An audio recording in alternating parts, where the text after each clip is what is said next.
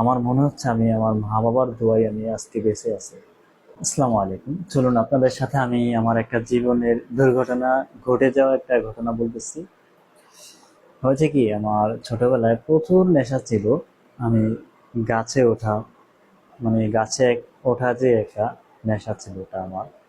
তখন আমি ক্লাস 5-এ পড়ি।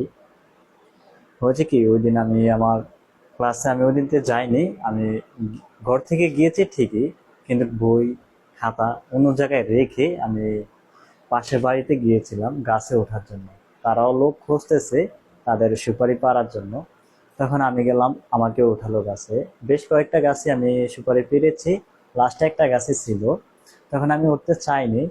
তারা বলে, দেখো তুমি সবগুলো গাছে উঠছিলে, এখন এটা যদি না ওঠো আবার আরেকজন লোক আমি খুঁজতে হবে একটা গাছের জন্য, আবার কেউ উঠবো না। তখন আমি চিন্তা ভাবনা করে আমি গাছে উঠে গেলাম। উঠে যাওয়ার পরে যে ঘটনাটা হলো, উঠে গেছি ঠিকই, কিন্তু উপরে ওঠার পরে যখন সুপারি গাছের পীর আছে ওটা টান দিতে গিয়ে আমি হাত ছেড়ে দিয়েছি।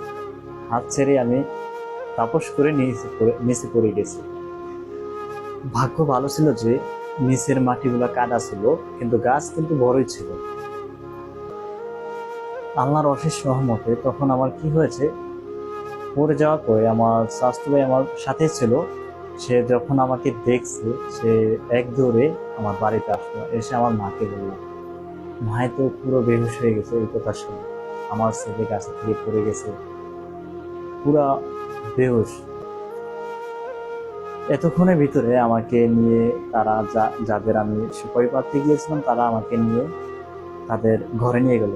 সেখান থেকে যখন আমার মা আসলো, আমার দাদু আসলো বাড়ি থেকে, আসার পরে আমাকে পুকুরে নিয়ে গেল। পুকুরে নেওয়ার পরে ধোয়াইলো ভালো করে।